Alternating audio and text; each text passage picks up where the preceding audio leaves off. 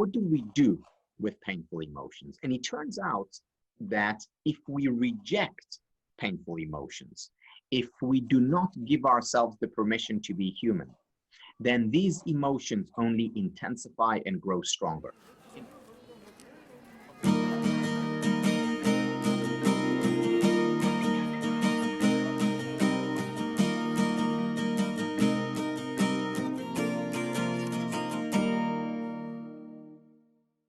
Hola, ¿cómo están todas las chorcheras? Muy bien, aquí bien contentas. Estamos felices. Muy contentas y muy emocionadas con nuestro invitado de hoy. Algo nunca antes visto aquí con nosotros en Empieza Contigo. Tenemos al mero, un maestro mío, y estoy muy emocionada de tenerlo aquí. Un gran mentor, Tal Ben-Shahar. Él fue uno de los que creó en Harvard un curso de los más populares hablando de psicología positiva, de psicología en liderazgo y de felicidad. Él es un autor bestselling, entonces estamos muy contentas de tenerlo aquí. Y algo que quiero hablar en especial en esto es que va a ser un podcast diferente porque va a ser en inglés. Yes, we're going to speak in English in this podcast. Entonces, si no conoces, si no puedes hablar bien en inglés, ya lo pondremos en videitos. Vamos a ver si lo podemos poner con subtitles, pero por lo pronto vamos a hablar con Tal in English. So, hi Tal, how are you doing? Hi, Ellie. Good. How are you? We're very excited to have you here and to talk about happiness. This thing about happiness that a lot of people, whatever age, whatever situation you're in, if you're a doctor, an engineer, a teacher, a mother, everyone wants to know about happiness. So I'm curious, why did you start on this field? Why did you start studying this field? Yeah, so I became interested in happiness because of my own unhappiness. So I was an undergraduate at Harvard studying computer science. And I found myself in my second year doing well academically. I did well in sports. I played squash. I did quite well socially. And yet I was very unhappy. And it didn't make sense to me because looking at my life from the outside, everything looked great. But from the inside, it didn't feel that way. And I remember one very cold Boston morning, going to my academic advisor and telling her that I'm switching majors. And she said, what to? And I said, well, I'm leaving computer science and moving over to philosophy and psychology. And she said, why? And I said, because I have two questions. First question is, why aren't I happy? Second question, how can I become happier? And it's with these two questions that I then went on to get my undergraduate degree as well as my graduate degrees, all the time focusing on how can I help myself, individuals, couples, organizations, and ultimately nations increase levels of well-being. And that's what I've been doing the past 30 years almost. That's great. Wonderful. Dianis, go ahead. Oh, yes. What do you think about science behind happiness? Because first we didn't study happiness as per se. Now it's a course that you can study. So how can you explain what is the science behind happiness? Yeah, so first of all, the biggest shift in this field occurred 20 some years ago, which is when psychologists got together and decided to study happiness scientifically. Because historically, philosophers talked about happiness in the 20th century and still today. Self-help, gurus talk about happiness. It's part of new age.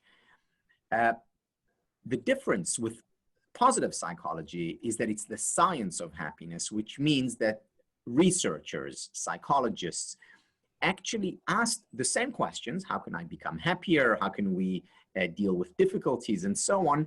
They asked it, and the answer came through the scientific lens.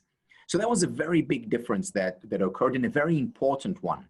Mm-hmm. Because it's very easy to say, okay, well, in order to be happy, do what I tell you, and I know that it's the truth. Versus, let's test it. It's a theory, it's a hypothesis. We'll test it and research it, and then find out what works and what doesn't work. And it turns out that some of the things that historically people thought really work actually don't. And that many of the things that we thought would make people happier actually don't.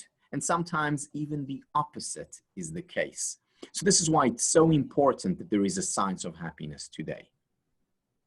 What are a few of examples that are things that they were tested and weren't really helping to be happier, and which are a few things that do help actually? Good. Yeah, so let me give you an example of each. So for instance, one of the things that historically people have been talking about in self-help workshops or new age workshops, and I must say, I encountered them in many workshops that I attended, was visualization. So this is how it goes. They tell you, okay, close your eyes and imagine yourself successful. Whatever your dream is, imagine it. And as the saying goes, whatever you can dream and conceive, you can achieve. So this is what this is what we were told. Well, it turns out that it's not so simple. That actually, if I close my eyes and imagine myself successful, that is more likely in the long term to make me unhappy and less successful. Now, this goes against what so many people teach. Right. So Shelley Taylor, she's a professor at UCLA, did research on visualization. And what she found that, yes, if you just imagine yourself successful, you'll be less successful, less happy. However, if you imagine yourself successful and then also imagine yourself on the path towards success, then that will make you happier as well as more successful. So for example, I can imagine myself getting, let's say I'm a student, I can imagine myself getting an A on the exam. That won't help, that will actually hurt. However, if I imagine myself getting an A on the exam and then imagine myself studying for this exam, imagine myself putting the work that is necessary to get that A, then that will contribute to my success and happiness. Same with work or relationships. Let's say I imagine myself and my partner in an incredible relationship. That actually in and of itself is unlikely to help. However, if I imagine us in an amazing relationship and then imagine all the things that I need to do to make it amazing, that's very different. Now, that's a nuance that most workshops and seminars historically didn't identify. And they were teaching people things that actually hurt them more than help them. So do you see how important science is to test these ideas? Yes, I feel like when you do the visualization without the path, as you say, of getting there to your goal or objective, then it could be very frustrating and contribute to more anxiety on not getting the end result, right? Yes. Because it's not enough. The mindset is not enough. We need action. And that's what I love about what you talk always and repeatedly. If you hear some of Tal's lectures in YouTube, you can hear there's so many. And that's what you say always, to make action. And one of the things that I love that you always say and repeat, and you just said it when we initiated this, the permission to be human. Can you explain what do you mean about this? Because I think it's so valuable what you teach with this. Yeah, this is an idea that I'm not the first to talk about it, and hopefully not the last. It's been talked about for thousands of years in Buddhism, in some religion, and today more and more so in psychology. And this is the idea that painful emotions are natural. As the Buddha said, suffering is part of life. The question, though, is what do we do with painful emotions? And it turns out that if we reject painful emotions, if we do not give ourselves the permission to be human, then these emotions only intensify and grow stronger. In contrast, if we give ourselves the permission to be human, meaning we allow ourselves to experience the full range of human emotions, the sadness, the envy, the anger, the frustration, the anxiety, if we allow ourselves to experience them, they will not overstay their welcome. They'll come in and they'll flow right out again. There's a beautiful poem by by Rumi, the Sufi poet who lived, 800 years ago or so. The poem is called The Guest House. And it's really beautiful because what he talks about there is how we need to entertain and embrace and accept all emotions, all thoughts that arise. We shouldn't push them away, because when we entertain them, when we embrace them, accept them, we learn from them, we grow from them, and they don't overstay their welcome. There's in fact two levels of pain, two levels of suffering. The first level of pain and suffering is the natural one. If I see someone who's hurt, who's being hurt, my empathy will lead me to experience pain. If someone I love is hurt, of course I'm going to be in pain. So that's the first level. That's inevitable. The second level is the level that rejects the first level. If I say to myself, I shouldn't be sad, or I shouldn't be anxious, I'm adding another level of pain, of suffering to the anxiety and the pain. The first one is inevitable. The second one is a choice. And we always have a choice about whether we accept, embrace our emotions, or reject them. I'll give you another example. If I experience envy towards a friend, one way to deal with it is to say, come on, Tal, you're experiencing envy towards a friend? That's horrible. You're not a true friend if you experience it. In other words, I'm rejecting the envy. You know what will happen as a result? Pain is going to just increase. Envy is just going to become even more extreme. Whereas if I say to myself, oh, how interesting, I'm a human being, I'm experiencing envy, then it will come in and it will leave just as it came. And then I can move on and act generously and benevolently and kindly towards my friend. So the paradox is that when I reject the emotion, it grows stronger. When I accept it, it leaves, and I'm more likely to act in an appropriate way. So by rejecting, we're giving it more power, so to speak, in a way. Exactly. Yeah. It's exactly right. Okay. And Tal, talking about happiness, is there a happiness gene? Are we born with happiness? Can we learn it? Yes and yes. So there is a genetic foundation to happiness. However, it doesn't mean that our happiness levels are set in stone. It just means that part of our happiness levels are determined by our genes. I often say to my students that I'm the right person to teach happiness. Why? Because I wasn't born with happy genes.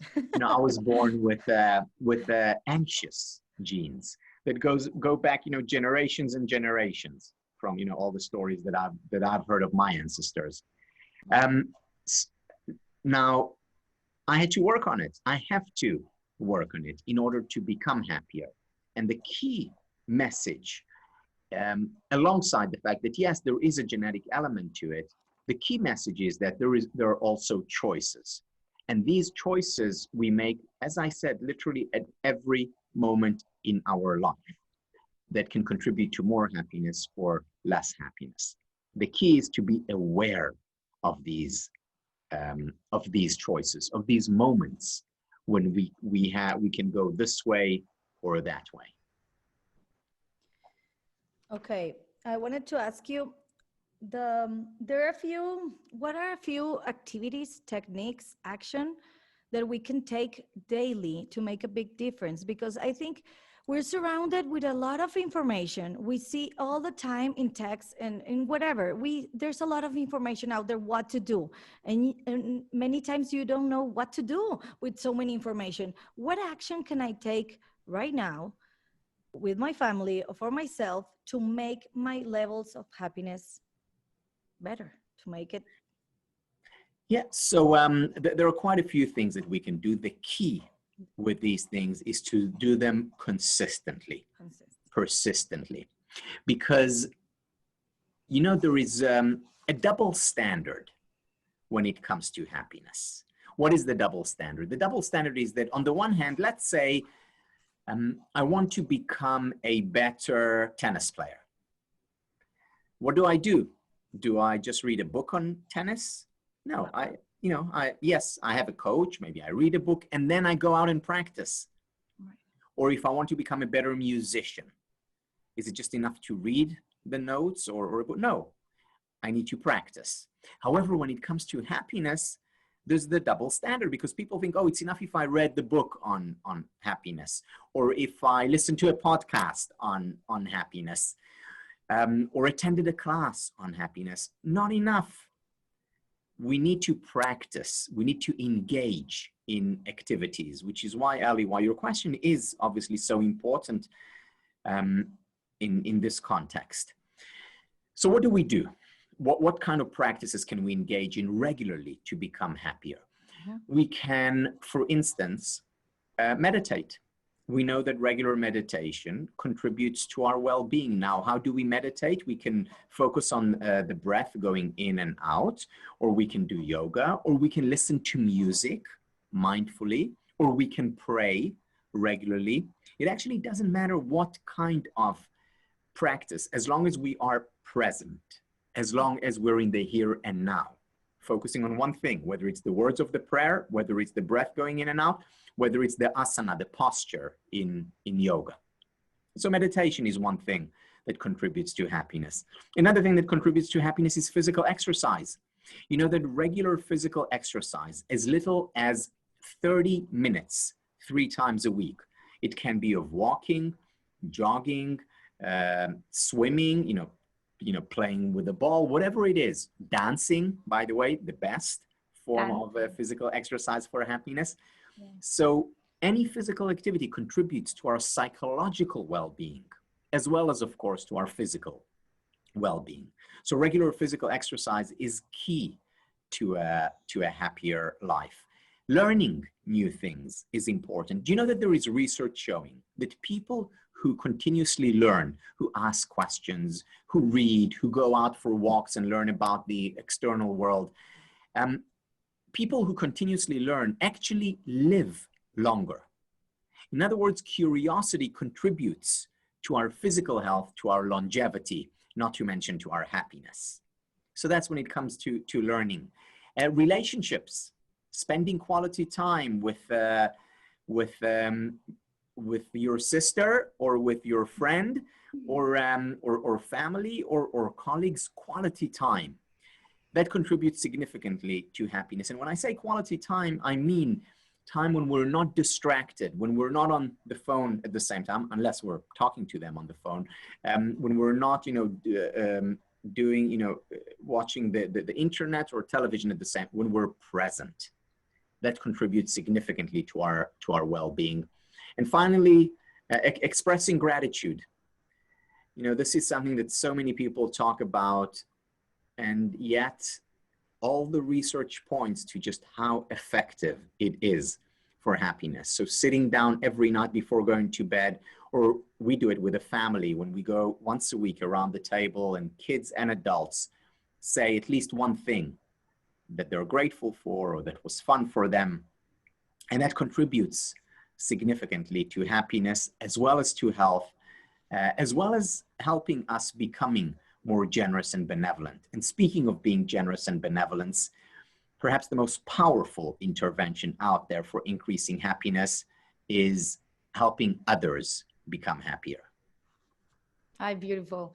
When I hear you say all these different things that we can do, I can't help but wonder, someone who's listening to you, who's having a very hard time right now, or who feels like it's in a very dark place, or with this pandemic even having a hard time financially, in their relationship with their families, their children, or whatever, what's the thing that drives them to apply these things, to make that change? Because like you said, we can read all this information. There's a lot of information in social media, YouTube videos, and whatever, but if we don't act on it, like practice it, then it's not useful. What is that thing that can make someone, motivate someone to try it? Like I'm in this very dark place right now. Where can I find that motivation to apply a few of these things to start making a change and be happier? Good. So a few things. First of all, it's important to keep in mind that you don't need to do it all. In other words, it's not an all or nothing proposition. Even if you introduce one thing, one small thing, as long as you do it consistently, that can go a long way in helping you become happier, because very often that one thing will have an effect on something else, which will have an, the butterfly effect. Yes. Yes. So for instance, even if I just start with gratitude, after I do the gratitude exercise, I feel a little bit better, which means I'm a little bit nicer to other people, which means that they'll be nicer back to me, which means I'll feel better, which means that I may work a little bit more because I have more energy, and on and on and on in an upward spiral. Right. Same with exercise. Even if it's only exercise that I introduce, that can have a trickle effect, right, and impact other areas in my life. So this is the first thing to keep in mind, because you're right, it may seem overwhelming, especially if I'm in a dark place, to say, okay, wow, I have to do all these things, forget it, I'm just going to be depressed in bed, and resign to my predicament. Right. So that's the first thing. The second thing, keep in mind, permission to be human. There's no person in the world who's exempt from feeling down, from experiencing hardships and difficulties. Fabi, that reminds me of an experience that I had in a class that I taught. So I teach year-long certificate programs. And initially, the way I taught it, today it's all online, but in the past, I used to meet students for a week, then we'd have about a year online, and then we'd meet for another week. So during the second week, in other words, the end of the year, there are 200 students there, and there is a Q&A session where they ask me questions and they share. And a student who's sitting in the second row, there were many rows, but she's in the second row, puts up her hand. And she says to me the following. She says, Tal, I'm an accomplished psychologist. And I actually knew about her background. She's a very successful psychologist in North America. I'm an accomplished psychologist. I have many patients. I have a PhD in psychology. I'm studying positive psychology. That is what the certificate program was about. I'm considered an expert by many people in the field of psychology as well as positive psychology. However, I sometimes feel like I'm a fraud. And I ask her, how do you mean? And she says, I sometimes feel like I'm fake, because even though I teach these things and I help people get through hurdles and hardships, and I know what to say because I know the research and I know the information and I've studied a lot, I feel like I'm a fraud because sometimes I go into these dark places. And she begins to cry as she's telling me this. And I say to her, thank you for sharing. Do you mind if I ask a question to the rest of the group? Again, there are 200 people there. And she said, sure. So I asked the rest of the group, I said, I'd like you to put your hand up if over the last 3 months, you have been to one of those dark places. So I asked this question and she's looking at me and I say to her, just look behind you. And she looks behind her. Everyone has their hand up. Right. And she looks back at me and I have my hand up and I say, me too. We all go through these dark places. And, I spoke to them before about the permission to be human. We're all there at times. And then I look at her again and suddenly I notice something in her eyes. And I say to her, you don't believe me, do you? I say, you don't believe me that I also go into these dark places at times? And she said to me, no, I don't. Because you see, what she sees is she sees me talking about these ideas and I'm fluent with these ideas. This is what I dedicate my life to. And she says, okay, everyone experiences, or many people, but not him or this other teacher or this other expert. And when I become a teacher like him or like that expert, I'm not going to experience it too. And it was a very important lesson for me as well as a teacher to understand how deeply rooted this misconception is. That people really believe that it's possible to get to a state where you're experiencing nirvana constantly, where you're always happy. It's not possible, or at least I haven't discovered it, or any of the people, the experts that I know, they haven't discovered it. You know, what the science of happiness is all about is not eliminating painful emotions. It's about helping you deal with painful emotions. What it is essentially about strengthening your immune system, your psychological immune system. What does it mean to have a strong immune system? It doesn't mean you don't get sick.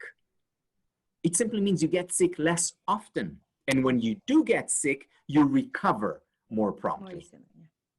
And understanding that, really internalizing this fact that suffering and pain and dis-ease and envy and sadness and anxiety, accepting that they are part of who we are, that is halfway there in leading a more full and fulfilling life. So that's the second very important thing that I would say to that person who is in a dark place. You're not alone. Right. We all experience it. And when we feel that we're not alone, it makes it so much easier, so much more manageable to deal with it, because then we understand that there is hope, that this too shall pass. Just like it passes for everyone, or almost everyone. And you know the difference between sadness and depression? The difference between sadness and depression is that depression is sadness without hope. Depression is sadness without hope. And when we know that we're not the only one, when we're not alone, then it gives us hope. The other thing, and related to what you said, what do I tell a person who's in that dark place? I tell them, don't wait. Don't wait till you're motivated to act. Just act. You know, there is a common misconception that many procrastinators have. You know, procrastinators, there are people who put things off, who say, mañana, you know, I'll get it done. I'll get it done tomorrow. Yes. And the key difference between procrastinators and those who don't procrastinators is that procrastinators believe that motivation must precede action. Motivation first, action second. Those who don't procrastinate, they don't fool themselves. They realize that motivation doesn't always precede action, but rather that it's the other way around. Action needs to precede motivation. So just do it, just start, and over time, motivation will accrue. Over time, motivation will come. You know, just this morning, I experienced that. So I woke up, for some reason, feeling very, very tired. Maybe it was because I ate late last night, which I don't usually do. I don't know why, but I woke up without much energy, and I really didn't feel like writing, which is what I do every morning. However, I reminded myself, action precedes motivation. I got on my computer, and 15 minutes into it, I forgot that I had no motivation. I was already into it. Right. Action precedes motivation. That big lesson there. Yeah, big lesson. And you know what, Tal? Here in Empieza Contigo, we just started this podcast in November, just like friends doing this. We wanted to share experiences, and it's been a lot of success that we didn't even think about it. And what I get in conclusion is the need of people, of hearing stories and connection, and what you always say. And I told them, Dianis and Ellie, and Fabi, I heard that you say something about the best self-help are the stories, the biographies, the stories around us, my neighbor, my grandmother, my sister, whatever. We learn a lot about stories. And that's my conclusion about this success of this podcast, about sharing stories of regular people. I think we have more common than we don't. We all have suffering, what are all of the things you're saying. And I like about that, everything, we need connection. And the number one factor of being happiness, I know, is relationships, and you just talked about it. But right now in this pandemic, it's just that here in Mexico is really hard. The economy is going really hard. We have a lot of messages of people that, yeah, I know to be positive and to do exercise, but how do I do it? I don't have enough money to feed my children and to pay the school it's really hard. So what would you say, like, to those people, the stories around us, we connect, we're like creating more of like community to help each other, but what would you say to that? Yeah, so let me share a story. Yeah. I love stories. I love stories. It's just that it's that was an aha moment for me to realize you can read whatever specialist in whatever field, but if you don't, it's more, I mean, I learned more the connection of people around me, of stories, true stories, than a book of marriage. Yeah. I learned more about marriage of my grandfather who had like 50 years of marriage or something like that. I mean, that's like, that made me a connection that is true. Yeah. Yeah. So I have so much to say about this, of course. So let me begin with where you ended. With, you know, you learned more about marriage from your grandparents than you did in a self-help book about marriage. So they did this research. This is University of Rochester. About taking newlyweds through therapy. So marriage therapy. So this is one group, preparing them for marriage.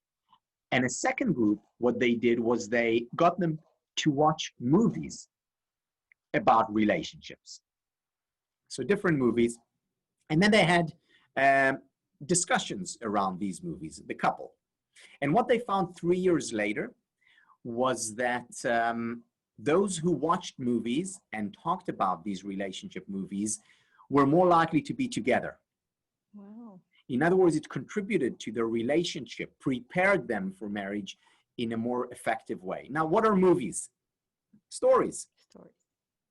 You watch or you listen to a story and then you discuss it and you learn so much. So I couldn't agree more. The other thing that I want to say about this is that, you know, many physicists have been talking about finding the unifying theory of the universe. So Einstein was looking for that one formula. Niels Bohr was looking for that one idea that explains everything, whether it's subatomic level particles all the way to, you know, the stars. And physicists haven't found the unifying theory of the universe, and, you know, maybe they never will. Maybe only God knows the unifying theory. However, I do think there is a unifying theory of psychology, not of physics, but of psychology. And I really believe that the unifying theory of psychology is stories. Think about it. Everywhere you look in psychology, you find the power of stories. For instance, you go to a therapist. What is therapy about? Therapy, you go in there, you tell your story, you come out 50 minutes later, you feel better. Stories. You see all the research on journaling. Jamie Pennybaker, Laura King, and many others.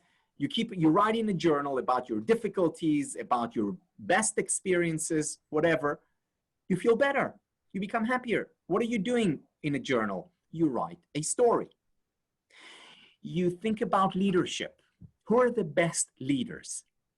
The best leaders are storytellers. Whether it's the best political leaders or the best leaders in organizations, in business. The best teachers are storytellers. You look at cognitive psychology. Cognitive psychology studies memory. What do we remember best? Data? Numbers? No. We remember stories. Wherever you look, you find stories at the core of psychology. So stories are the unifying theory of psychology. Now, let me get to your question after this very long introduction.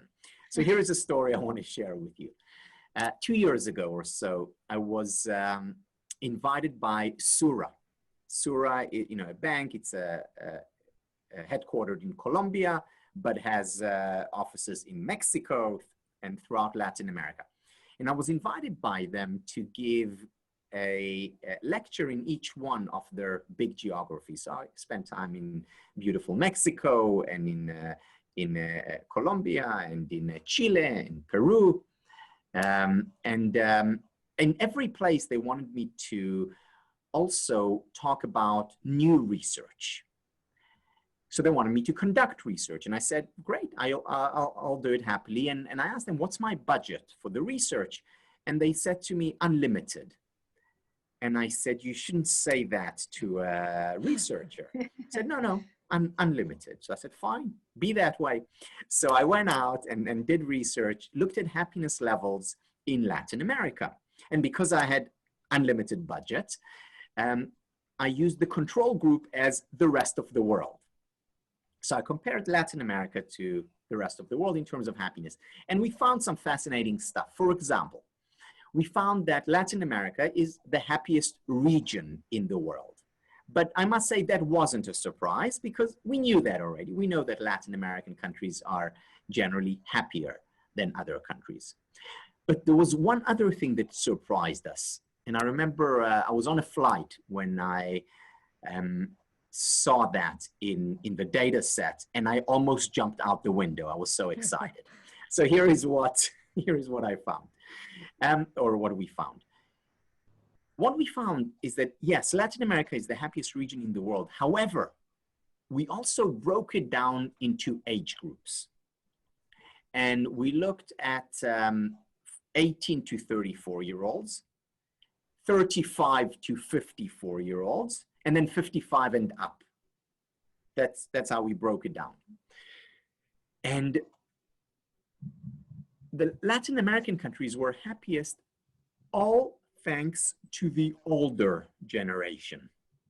Meaning, if you only looked at the younger generation, 18 to 34-year-olds, Latin Americans were not happier than North Americans. They were also not happier than Europeans. The interesting question is why? What is the difference between the older generation and the younger generation? And we found two differences, one small and one big. What accounted for a bit of the difference was spirituality. So the older generation was more spiritual. Part of the spirituality came because they were more likely to go to church. Other parts of spirituality was because they found more meaning and purpose in their life. So it could be religious or secular.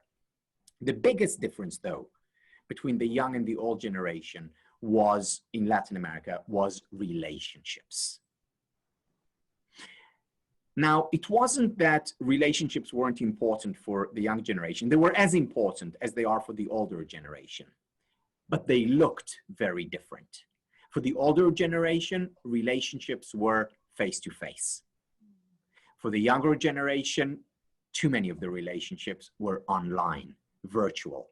And unfortunately, 1,000 friends on social media are no substitute for that one best friend that you meet with, you interact with, you play together in the same sandbox. So virtual is no substitute for the real. That was our biggest conclusion from that research. Now, that's great, but it's also a problem, Ali, in terms of what you're talking about. What do we do today? Yeah. What do we do today? COVID-19, social distancing, quarantine. We can't hug as much anymore. And Latin America is a very tactile society, you know, hugs all the time. Yes. And there's a lot of research showing the benefits of hugs. What do we do in the world today? What do you tell someone who's not getting, and most of us are not getting our quota of face-to-face interactions, not getting our quota of hugs? So today, the distinction between virtual and real relationships is not that helpful. There is another distinction, though, that is helpful and is important to make. And that is the distinction between superficial and deep relationships. Superficial and deep. Because I can have a virtual relationship with someone, you know, sending emojis and LOL and, you know, just brief WhatsApp messages. Or, you know, so that would be superficial. Or I can get on the phone and talk for an hour with a friend, or get on Zoom and interact with my sister or family or colleagues or friends, and really spend time, quality time together. So the fact that we don't have the real today, or as much of the real today, doesn't mean that we need to do away with depth of relationships. And that is crucial, because loneliness hurts us psychologically as well as physiologically. And the way to overcome loneliness is not by having 1,000 likes on social media. It's by having 1,000 minutes of conversation with friends and loved ones. Right. No, Oh, so Tal. true, so Yes. true. I feel like there's I feel like we're in a huge world experiment with this pandemic going on socially, with behavior, human interaction, everything. I feel like it's an amazing forced opportunity to learn from this and to get Grow. data from this Yeah. as well, because I would never imagine something like this ever happening during my lifetime, you know? I know, you know, I often say when I talk during these times, I often say to the people, you know, unless you're 102 years old, you've never lived through anything like it. Exactly. Yeah. And so, you know, it really are unusual times, and you're right, it is an experiment, and hopefully we will emerge stronger and better from it. And it won't just happen, meaning we have to consciously go through it and consciously decide to learn, and even more importantly, apply our learning. You know, after 9/11, Right. some of my colleagues did research specifically in New York because they just by chance happened to have data from before 9/11.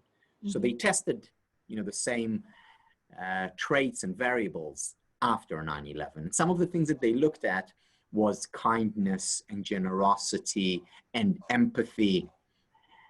And what they found was very clearly, New Yorkers became a lot kinder, more generous, more empathic, more benevolent as a result of 9/11. Right. Which was nice, which was heartwarming to observe and to see. But when they went back a year later, they were right back where they started. In other words, that change, that positive change that so many experienced didn't last. Right. And I really hope that this will be different. And I think it will be different, first of all, because it's not just one event that, you know, happened, a very powerful event, but one event. This is ongoing. So hopefully, you know, we have more time for this new normal Right. to become natural, for the neural pathways to form, and it takes time for neural pathways to form. So hopefully the change will be lasting, but still it will be up to us to be conscious of the change and then to implement and make sure we consistently implement that change. Totally. One more thing, Tal. We as parents, we want to raise happy kids. And in these times, how can we raise happy kids? Yeah. You know, the question I think should always be, how can we raise happier kids, or how can we become happier? Because, you know, when people ask me, Tal, so now after 30 years doing what you're doing, are you finally happy? My answer is, I don't know how to answer this question, because I don't think there is a point before which we're happy, after which, or before which we're unhappy, after which we are happy. I rather think it's a continuum. And on that continuum, we can always become happier. So yes, I'm a lot happier than I was 30 years ago, but I also hope that I'll be happier 10 years from now than I am today. In other words, it's a lifelong journey. So in these times, kids are struggling, and it's natural and it's fine. And the last thing in the world that we need to tell them is, don't be sad, don't be anxious. You should be so lucky because you have food and you're safe and you're healthy. No, that's not what they need to hear. What they need to hear is that it's okay to struggle, that it's okay to give themselves the permission to be human. The way we do it, most importantly, is when they bring up an issue, we're there and we listen. This is the most important thing we can do for them. This is the most important thing, by the way, that managers today can do for employees. Right. This is the most important thing that partners can do for one another, is to be there and listen. You know, less advice giving, more sharing. This is in general, you know, quite true. It's especially true in difficult times. So that's one, you know, listen, be there for them. Second, kids do need boundaries. They always need boundaries. They certainly need boundaries today. So for instance, during regular days, we limit screen time for our children. And we usually limit it to 1 hour a day. And again, this doesn't include, you know, if they have homework on the computer, then, you know, they have to do it. But we limit it to, you know, 1 hour a day when they can, you know, play video games or, you know, interact with people online. Other than that, we tell them, you know, get out, play basketball, go out and, you know, for a walk, go see your friends. Today, it's different because for children, many children, the only way of interacting with their friends is online. So we let them be online for longer, you know, play their games. But still, we set clear boundaries. Why? Because it's very important that they exercise during this period. Extremely important. You know, many people say to me, but, you know, we don't have space. We're in our apartment. I tell them this story. This is a story of a prisoner of war. He spent years and years in prison. His name is Harpaz. He wrote about this in his autobiography after he was released from prison. And what he wrote about was that he was put in a cell which was about 3 meters by 3 meters, where he had, you know, the toilets were there, and his, you know, he had a small desk there, and of course he had his mattress there. That was his life. He was in solitary confinement for years. He said one of the things that kept him sane during those years is that every day he would exercise. How did he exercise? He would make the figure 8 in the room. He did it 600 times every day. That was his daily exercise. Now, if he could do it, I don't think we have an excuse. Whether it's jumping in the spot, whether it's, if we can go outside, even better. If we have a stationary bike, great. But we need to find a way to exercise and to move. And we need to get our children to move. They can't be in front of those screens all day. Very unhealthy. Yes. Third, they need to also interact with us. We'll have, you know, meals together. They don't need to talk if they're in a bad mood or if they're teenagers. It's okay, but they need to be there. They need to be present with us. So these are the basics. In addition, distraction is important. Distraction in the form of fun things, enjoyable things. It could be watching our favorite comedy. It could be watching our film with the movies with the whole family. Doing things that are fun so that it distracts away from the concern and worry that are there, that are natural. But it doesn't mean we need to experience them 24 hours, 7 days a week. Thank you for the Yes. advice. Very important. Listen. I can tell when I hear you talk about Diani's question on parenting in these difficult times, and I hear you speak about all these boundaries. I'm not a mother at the time, but I can't help but wondering of applying the same boundaries that you just talked about on my own life. Like if everyone takes care of their children and worry about them and want them to be happy, why not want to place some boundaries to ourselves and to make us like be healthier, happier, and place some boundaries in our field today, practice some exercise, have that conversation with Yes. someone, that's quality time with someone. Like those sound like great advice for everyone, not only children, right? Absolutely. And I'll say even more than that. It has to start with the self. You know, Start every with you. time we That's go, our name. Start Our with you. name, Empieza yeah. contigo. That's our name. Starts with you. You have the choice. So I love that you say that because it's true. yeah, you know, and uh, Ralph Waldo Emerson, who's a North American philosopher, once said, um, I cannot hear what you say because what you do speaks so loudly. So our actions are more important than our words. So with children, we need to lead by example. As Mahatma Gandhi said, be the change you want to see in the world. Right. This, though, also addresses a much broader point that I want to talk about a little bit because I think it's so important. And that is that many people have said to me over the years, you know, yeah, I pursue happiness, it's important. I realize it's important, but I feel uncomfortable doing it. And the reason they give for feeling uncomfortable doing it is because they said because it's selfish. Because pursuing happiness is about thinking about me. What justification do I have to do it? And here is my answer. You know, if you open the dictionary and you look for synonyms for words that mean the same as selfish, here are the words that you would find.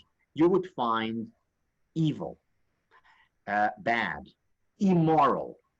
Selfish is about being self-centered, inconsiderate. These are the words that you would find for selfish. Now, no one wants to be all those things. I don't want to be evil or bad or self-centered or immoral. So selfishness has gotten a bad reputation. Now, look at the opposite. Let's look at the word selfless. You look at words that mean the same as selfless: moral, saintly, kind, generous, altruistic, moral, ethical, and so on. So there's a very clear distinction between these two words. The thing, though, is if you think about it, when you think about yourself, when you contribute to your own happiness, what happens is that you're also helping others for various reasons. First of all, because you're leading by examples. Children will ultimately do what you do, not what you say. Employees will ultimately do what you do, not what you say.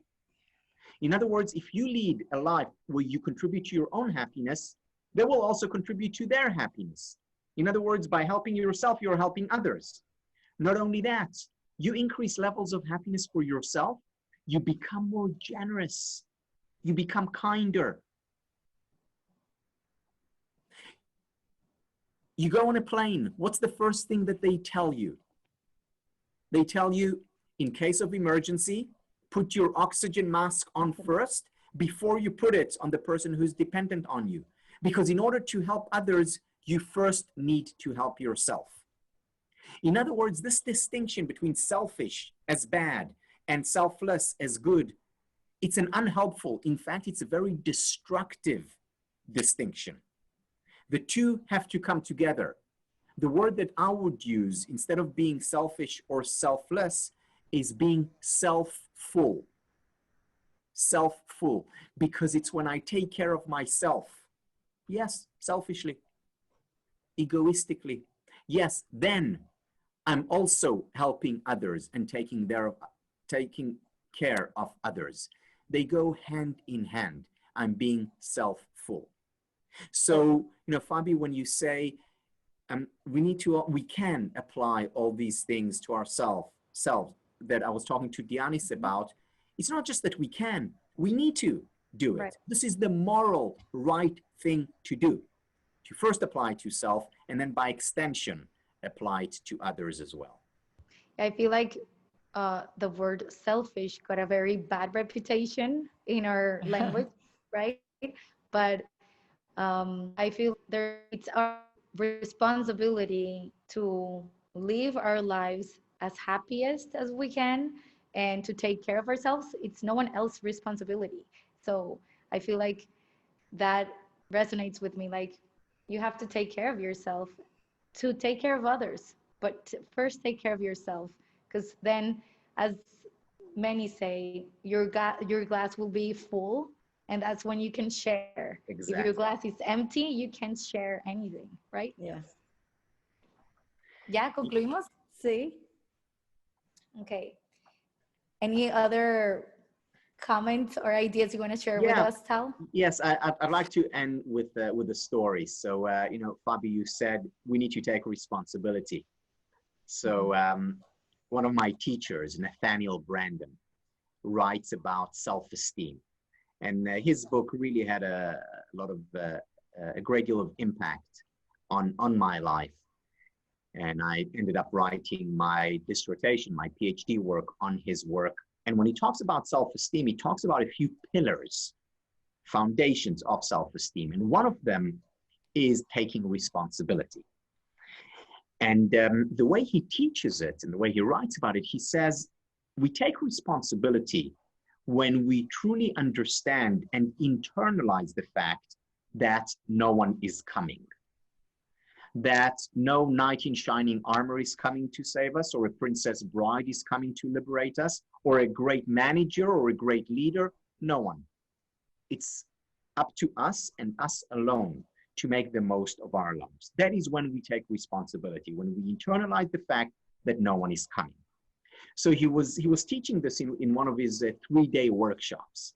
And towards the end of the 3rd day, he talked about this, and a student from all the way in the back of the room puts his hand up. So Nathaniel Brandon says yes, and the student says, Dr. Brandon, I understand the importance of taking responsibility. I also understand the metaphor, the story, the idea that no one is coming. But Dr. Brandon, I disagree. So Nathaniel Brandon asks him, how do you mean you disagree? And the young man says, well, Dr. Brandon, I disagree that no one is coming because Dr. Brandon, you came. So obviously he was, overwhelmed and grateful for what Nathaniel Brandon was teaching. And Nathaniel Brandon just pauses for a few seconds and thinks. And then he says, young man, you're right. You're right that you're right that I came, but I came to tell you that no one is coming. And this is the important message. We need to take care of ourselves so that we take care of ourselves and so that we can take care of others. And if that is also the message that we communicate to our partner, to our children, to our loved ones, then that everyone takes care of themselves and takes care of others, then we create the ideal society, an interconnected society where we're constantly helping others and constantly being helped. It's a web of interconnectedness, a web of empathy. Right. Well, it's wonderful having you here with us, Tal. At the end of all of our conversations in our podcast, we talk about what each of us take away from this conversation today. And I don't know, Dianis, do you want to kick us off with your ideas or what you are taking home today? Estás en mute, Dianis.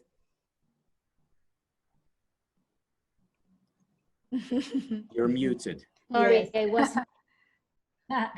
was. First of all, thank you, Tal, for being here with us and sharing all these beautiful stories. I take with me that I have to be aware of the choices that I make, because life is full of small choices since we wake up in the morning. So I think that I have to be more present in those choices that I make every day, and to be persistent, because if I'm persistent, my children, my teens are going to be persistent. If I don't do exercise daily, they won't do exercise daily. So one of the things that I take is practice. What about you, Ellie? I have a lot of things to say. I'm I very excited. Yeah, I truly am. And anyone who's listening, I'm one of Tal's students in Happiness Studies Academy, and who wants to start it, you should. If you're thinking about it, you should. It's really a great program. I've been doing it. I've been learning a lot from him. I think that I know him because I see him almost every day. But it's really great to surround yourself with these kinds of learning, of these kinds of conversation, of new ideas to take into to your personal life, or to your others, or to teach it. To teach it, it's really, really great to have fresh ideas and new ideas of the new things in this field of happiness. Is very interesting, and it's gonna be for your life, for all your life. I think these tools, learning these tools, should be in schools, should be in every program. So I take a lot of this conversation, but one of the most thing that popped to me in this conversation was, you don't need to do it all. Me as a mother, me as a podcaster, and I want to do everything professionally, as a mother, as a wife. So that resonated with me. You don't have to do it all. One day at a time. It's the permission to be human, the permission to take it easy, to enjoy it. I've been really enjoying time here at home with this pandemic, to enjoy my kids. They grow so fast. So that's what I take about this conversation, to don't need to do it all. And you, sister, what do you take from this conversation? Well, definitely. I even took notes. So Yeah, me too. Notes. I'm very grateful to that we had this opportunity to talk to you, Tal.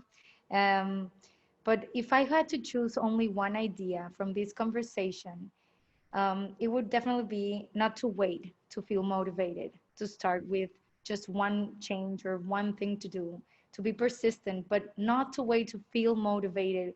I feel like it's such a wrong idea that we might have on motivation. It doesn't have to feel great. It doesn't have to. We don't have to feel the motivation before we act. Just act. Like just go for it, right? And I'm definitely starting today, not mañana, and applying this, right? And well, last but not least, before we leave, Tom, I don't know if you'd like to share an idea that you would like our audience to reflect on what would that be? Like an idea, maybe that you would love our audience to. One more idea before you leave. We had all these ideas, but we love concluding with this because it helps. We feel like it helps to like talk about it again, you know? So let me share with you an idea that I've been thinking about a lot. And again, it's very simple and straightforward. But I think it has made a big difference to me, and I think it make a big difference to many people. And that is engage in conscious and proper breathing. You know, we talk about breathing and we say, well, what do you mean? I breathe, and you know, when I stop breathing, I stop living. I don't need to think about it. Well, it turns out it's not so simple or straightforward, because many people today breathe through their mouths most of the time. And of course, when I talk, I breathe through my mouth, but it's much healthier when we can. It's much healthier to breathe through our noses. And it turns out that if we become more aware of it and spend more time breathing through our noses, we'll lead physically healthier lives as well as psychologically healthier lives. So I would like to also recommend the book that opened my eyes, or my nostrils, I should say, to this idea, which is a book by James Nestor, Nestor, on breath. And even if we take, again, small changes make a big difference. Even if we take just 3 or 4 extra deep breaths a few times a day, we remind ourselves, we set the alarm clock to remind us to take 3 or 4 deep breaths through our nostrils. That in and of itself can make a difference. Wow, that's great. Well, thank you, Tal. Definitely, we're leaving with a lot of great ideas and actions that we can take. And so we're very grateful. It was wonderful having you here with us. We would love to have you again sometime soon, maybe. That would be wonderful. And well, it was an Thank you. honor. Yeah, it was really an honor. So, Yeah, very excited, Tal, and very grateful because you teach me and I teach friends and I teach family, and it's like the paid forward kind of thing. So really making a greater Good change. community. I really truly believe it. So thank you, Tal. Thank you, Ellie. Thank you, Fabi. Thank you, Dianis. I'm very grateful that you're taking these ideas and making them accessible. Yeah, Tal, thank you very Me too. much. Thank Thank you. for your time. Thank you. Bye-bye. Bye.